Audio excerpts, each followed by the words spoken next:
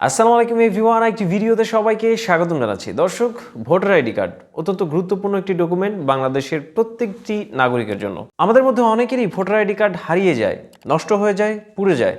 দর্শক, আজকের এই ভিডিওতে যে বিষয়টা দেখাবো, যদি আপনার ভোটার আইডি কার্ড হারিয়ে যায়, নষ্ট হয়ে যায় অথবা পুড়ে যায়, আপনি কিভাবে সেটা আবার ডাউনলোড করবেন অনলাইন থেকে ঘরে বসে। এটা কিভাবে কি করতে হবে, কি কি ডকুমেন্ট লাগবে, কত টাকা লাগবে, সমস্ত বিষয় এই ভিডিওর মধ্যে থাকছে। আশা করছি পুরো ভিডিওটা না টেনে টেনে কন্টিনিউ করবেন। দর্শক, কথা না বাড়িয়ে চলুন মোবাইল স্ক্রিনে নিয়ে যাচ্ছি, সেখানে গিয়ে দেখিয়ে দিচ্ছি যে কিভাবে কি আপনাকে করতে হবে। দর্শক, বরাবর মতো চলে আসলাম মোবাইল স্ক্রিনে।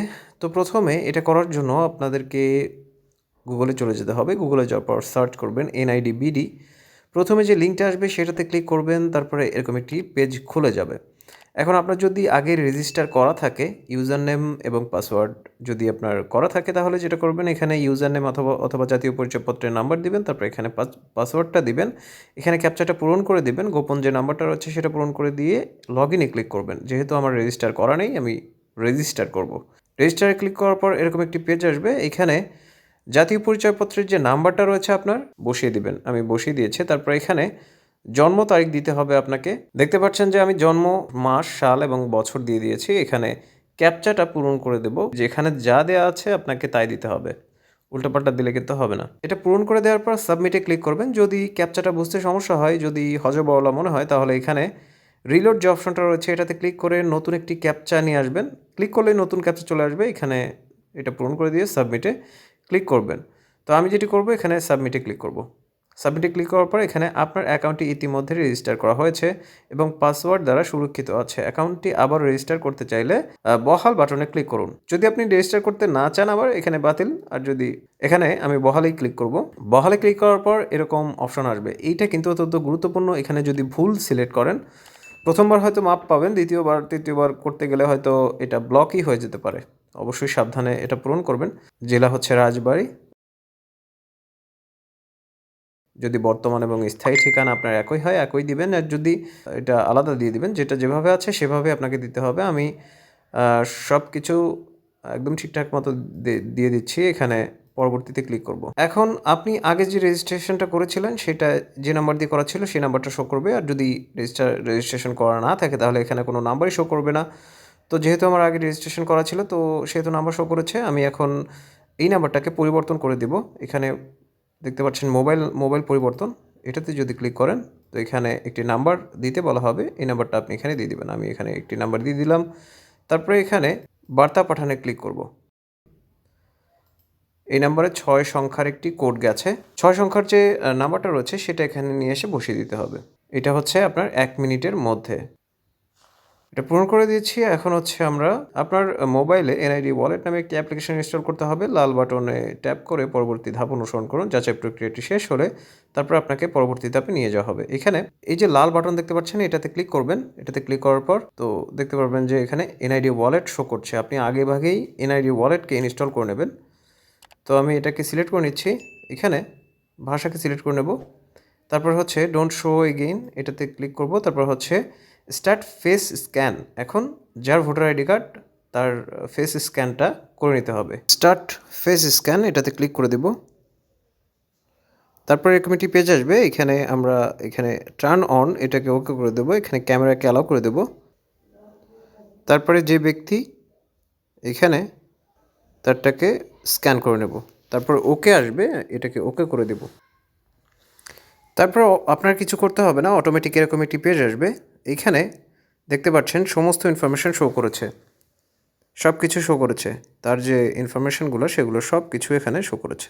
এখানে যদি আমরা ডাউনলোডে ক্লিক করি, আচ্ছা, তারপর কিন্তু এরকম আসবে। দেখতে পাচ্ছেন যে এখানে কিছু নির্দেশনাবলী দিয়ে দেওয়া হয়েছে। তো এটা হচ্ছে আপনাকে পুনঃমুদ্রণ করে নিতে হবে টাকা দিয়ে। তো আমরা পরবর্তী স্টেপে চলে যাই। এখন আমাদের যে মূল কাজ সেটাতে আমরা চলে যাব। এখানে দেখতে পাচ্ছেন যে আপনার কার্ডটি নষ্ট অথবা হারিয়ে গেলে রিইস্যুর জন্য আবেদন করুন। তো আমরা রিইস্যুতে ক্লিক করব।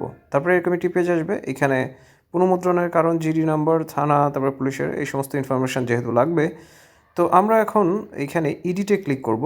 ইডিটে ক্লিক করার পর আপনি কিভাবে টাকাটা পরিশোধ করবেন সেই সমস্ত বিষয়গুলো আসবে। তো এগুলোকে আপনি অ্যালাউ করে দেবেন। বহালে ক্লিক করব। বহালে ক্লিক করার পর এরকম আসবে। দেখতে পাচ্ছেন রিইস্যুর জন্য এখানে আবেদন, তারপরে এখানে পুনঃমুদ্রণের কারণ। তো এইখানে হারিয়ে গেছে, চুরি হয়ে গেছে, নষ্ট হয়ে গেছে, তো আপনার যেটা সেটাকে সিলেক্ট করে দেবেন। এখানে যদি নষ্ট হয়ে গেছে ঠিকানা পরিবর্তনের কারণে যদি করতে চান পুনঃমুদ্রণ, তো সেই ক্ষেত্রে এখানে নষ্ট হয়ে গেছে যদি আমি সিলেক্ট করি, এখানে কিন্তু আপনার জিডি যে নাম্বারটা আপনার যেহেতু জিডি করা লাগবে না, তো জিডির কোনো ইনফরমেশান চাবে না এখানে। তো পরবর্তী স্টেপে গিয়ে এখানে আপনাকে যেটা নষ্ট হয়ে গেছে সেই নষ্ট হয়ে যাওয়ার যে ছবিটা, সেই ছবিটা আপনাকে এখানে আপলোড করে দিতে হবে। পরবর্তী স্টেপে গিয়ে বলছি, আর যদি এরকমটা হয় যে আপনারটা হারিয়ে গেছে, এখানে কারণ দর্শাতে হবেই আপনাকে, আপনি যে কোনো কারণ আপনাকে দিতেই হবে। এখানে আমি আমারটাকে সিলেক্ট করে দিচ্ছি, এখানে হারিয়ে গেছে, এখানে দেখতে পাচ্ছেন যে জিডি নাম্বার এটা দিয়ে দিতে হবে। তারপরে এখানে থানা, কোন থানা থেকে, তারপরে পুলিশ অফিসারের নাম যার মারফত করেছেন, পুলিশ অফিসারের পদবিটা দিয়ে দিবেন, মানে যে পদেরই হন না কেন, যে পদবি তার থাকুক না কেন সেটা দিয়ে দিবেন। এখানে জিডির তারিখ, মাস, সাল, বছর এটা দিয়ে দিবেন। দিয়ে আপনাকে পরবর্তীতে ক্লিক করতে হবে। আমি সমস্ত ইনফরমেশান দিয়ে তারপর আপনাদের সাথে কথা বলছি। দর্শক, এখানে সব কিছু পূরণ করে দিয়েছি। অবশ্যই এই যে জিডি নাম্বারটা এটা ইংরেজিতে লিখবেন, বাংলায় লিখলে কিন্তু হবে না। কিছু বিষয় আছে ইংরেজিতে লিখতে হবে, যেমন ধরুন এই যে ডেট, আপনি কত তারিখে করেছেন এটা ইংরেজিতে লিখতে হবে। তারপর এখানে পরবর্তীতে ক্লিক করব। পরবর্তীতে ক্লিক করার পর এরকম একটি পেজ আসবে, এখানে টাকা দিতে হবে, টাকা পরিশোধ করতে হবে। এখানে you have total deposit of এত টাকা, আপনার টাকাটা জমা দেওয়া নেই, সেই ক্ষেত্রে এখানে পরবর্তীতে যদি আমি ক্লিক করি, এখানে আপনার রিইস্যু আবেদনের ফি 230 টাকা, আমাকে 230 টাকা এখানে জমা দিতে হবে। আপনার জমা আছে 0 টাকা, এখানে কোনো টাকা জমা দেওয়া নেই। এখানে আবেদনের ধরন এটা রিইস্যুই থাকবে।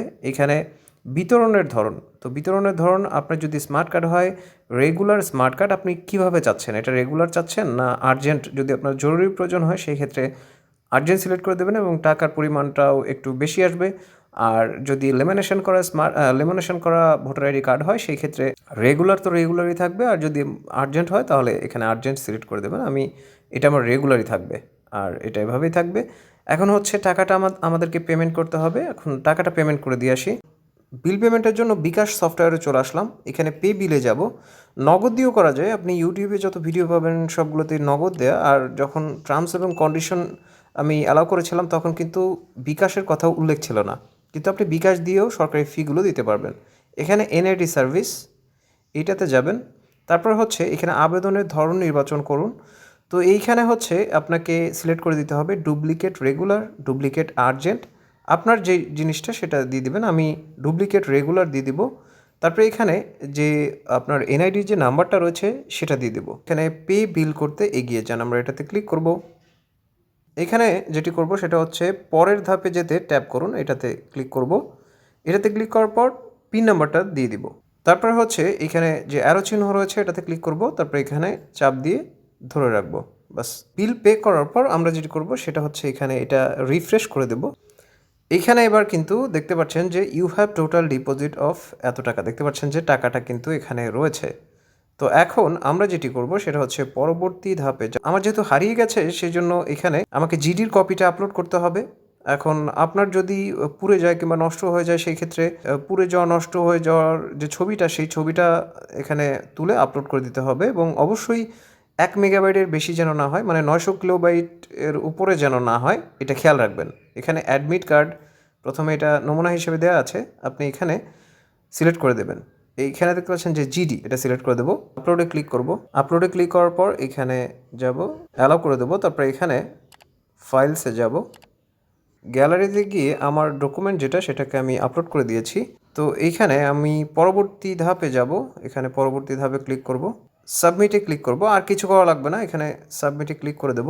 দর্শক, এখানে একটি গুরুত্বপূর্ণ কথা রয়েছে, সেটা হচ্ছে এই যে ডাউনলোডে ক্লিক করলাম, আপনারা হয়তো এটা করার পরে বারবার ডাউনলোডে ক্লিক করে এটা ডাউনলোড করতে চাইবেন, কিন্তু আগের যে বিষয়টা ছিল 2-3 ঘন্টা অথবা 5 ঘন্টা, 10 ঘন্টা, 12 ঘন্টা এর মধ্যে কিন্তু এটা ডাউনলোড করা যেত, নোটিফিকেশান চলে আসতো। আমি যদি প্রোফাইলে যাই, প্রোফাইলে আপনার একটি অ্যাপ্লিকেশান পেন্ডিং রয়েছে, তো এরকমটা আসতো। 2-3 ঘন্টা, 4 ঘন্টা, 5 ঘন্টা ডাউনলোড করা যেত, কিন্তু এই যে ওয়েবসাইটটা এইটার নিয়মকানুনের মধ্যে আপডেট এসছে। তো সেই ক্ষেত্রে 30 কার্য দিবসের মধ্যে, মানে 30 দিনের মধ্যে আপনি এটা ডাউনলোড করতে পারবেন। আপনি এই যে এই প্রোফাইলটা এটা সেভ করে রাখবেন, রেজিস্টার করে রাখবেন। আপনি মাঝে মধ্যে এই প্রোফাইলে যাবেন, প্রোফাইলে গিয়ে দেখবেন যে এটা সম্পন্ন হয়েছে কিনা, আপনার একটি অ্যাপ্লিকেশন পেন্ডিং রয়েছে, তো এইখানে অন্য কিছু এসেছে কিনা, যে আপনারটা হয়ে গেছে এরকম কোনো কিছু লেখা আছে কিনা। যখনই দেখবেন তখনই এখানে গিয়ে আপনি এটা আপনার যে ভোটার আইডি কার্ডটা এটা ডাউনলোড করে নিতে পারবেন। দর্শক, ভিডিওটি যদি আপনাদের কাছে হেল্পফুল এবং ইনফরমেটিভ মনে হয় অবশ্যই লাল সাবস্ক্রাইব বাটনে ক্লিক করে সংযুক্ত থাকবেন। ভিডিওটা বন্ধুদের মাঝে শেয়ার করতে পারেন। এই ভিডিওটার মাধ্যমে হয়তো কোনো বন্ধু, কোনো প্রিয়জন উপকৃত হতে পারে। আল্লাহ আপনাদের সবাইকে ভালো রাখুন, সুস্থ রাখুন। আসসালামু আলাইকুম।